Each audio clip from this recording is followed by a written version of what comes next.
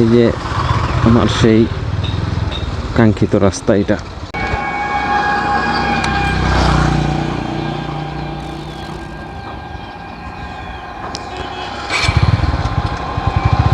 আসসালামু আলাইকুম, কেমন আছেন সবাই? যে যেখানে আছেন আশা করি আল্লাহর মতো ভালো আছেন, সুস্থ আছেন, নিরাপদে আছেন।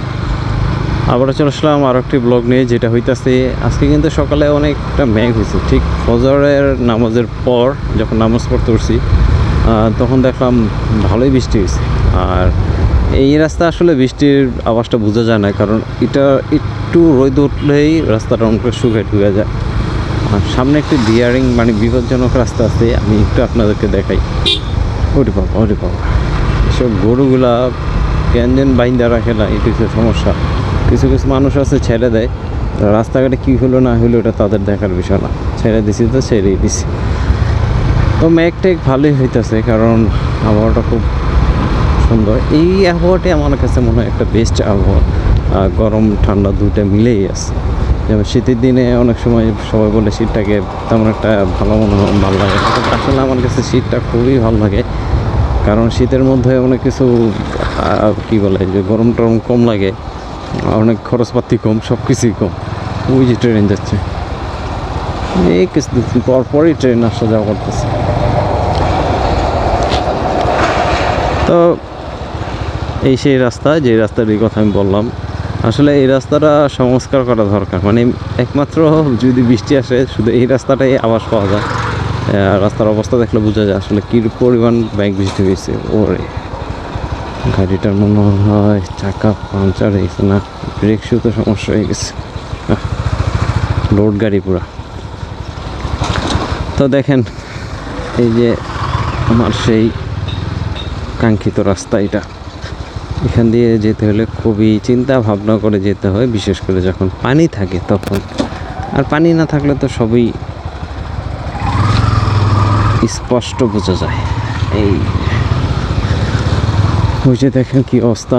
তো আমি এদিক দিয়ে যাই, এদিক দিয়ে গেলে একটু পানিটা কম পাবো। আর আমার চাক্কা হইতেছে লেভেল, ডরই লাগে, কারণ স্লিপ কাটে বেশি। চাকাগুলো চেঞ্জ করা দরকার, চাকা চেঞ্জ করা দরকার, প্লাস বাইকের হেডলাইটটাও চেঞ্জ করা দরকার। ব্যালেন্স নাই, কিছুই করতে পারতেছি না, একটু সাময়িক অসুবিধে আছি। তো আল্লাহ তাআলা সবসময় তো এরকম রাখবেন না, ইনশাআল্লাহ আল্লাহ তাআলা আমার জন্য ভালো কিছু রাখছেন। তো বিপজ্জনক রাস্তা পার হয়ে আসলাম। আর যেটা বিরক্তকর লাগে আমার কাছে, এই যে রাস্তা, এগুলোর কারণে বেশিরভাগ রাস্তাগুলো নষ্ট হয়ে যায়। এই যে দেখেন এই যে স্পিড ব্রেকারগুলো যেন দেয়, এগুলোর কারণেই রাস্তাগুলো, বেশিরভাগ রাস্তা নষ্ট হয়ে যায় বলতে গেলে। আর এই দিকেও আসলে কিছুটা মেঘের আভাস আমরা পাই। দুই পাশে পানি, মাঝখান দিয়ে হচ্ছে রাস্তা, সামনে একটি অটো যাইতেছে।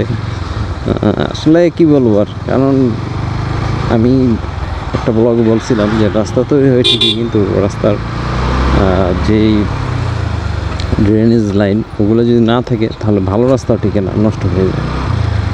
তা এই জিনিসগুলা মানে তাদের কোনো মাথা ব্যথা নেই। আসলে আমাদের বাংলাদেশের যারা কনস্ট্রাকশন আছেন তারা চিন্তা করে রাস্তা নষ্ট না হইলে আবার ইনকাম করবো কেমনে। রাস্তা যেটা নষ্ট আবার হইব, আপনারা ইনকাম করার করবেন, কিন্তু এইভাবে রাস্তা করলে তো আপনারা বছর বছর ইনকাম করেন, বছর বছর টাকা কামাইবেন, এই অবস্থা। আর দেশে নির্বাচন চলতেছে, উপজেলা নির্বাচন। তো চলে আসলাম প্রায় কাছাকাছি, ওই তো ওইদিকে যাব। আর আপনাদের সাথে কিছু জিনিস শেয়ার করলাম যে আসলে বৃষ্টির মধ্যে যেসব রাস্তাগুলো খুবই খারাপ অবস্থা থাকে। এই যে আরেকটা রাস্তা চলে আসলাম, এই ভাঙ্গাটা কিন্তু আস্তে আস্তে অনেকটা বাইরে যাব, তখন দেখা যাবে এই রাস্তার পরিস্থিতি কী। দেখেন এই যে সামনে আর ভাঙ্গা টাঙ্গা আছে, ওই যে দেখেন একটা ভাঙ্গা, এই যে ভাঙ্গা, ওরে গাড়ি ভরা আছে, পোস্টার।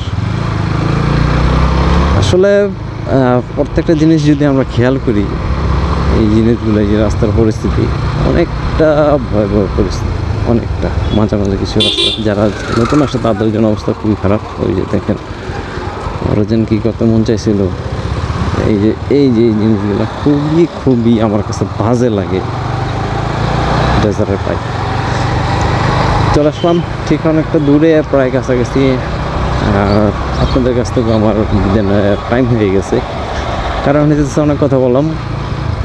আর যতটা পারি আমি আপনাদেরকে আগে থেকে একটু ভালো করার চেষ্টা করি, মানে আগে থেকে না, প্রত্যেকটা ব্লগে আমি একটু ভালো ভালো করে বলার চেষ্টা করি, যে আপনাদের হয়তো ভালো লাগে যে কথাগুলো বলি, সে কথাগুলো হয়তো শুনতে ভালো লাগতে পারে। কারণ হইতেছে এই ব্লগে আসলে রাস্তাঘাট ছাড়া কিছু দেখার নেই, আর ওই রাস্তাঘাট দেখার মাধ্যমে একটা জিনিস আপনাদেরকে মেসেজ দেওয়া হয়।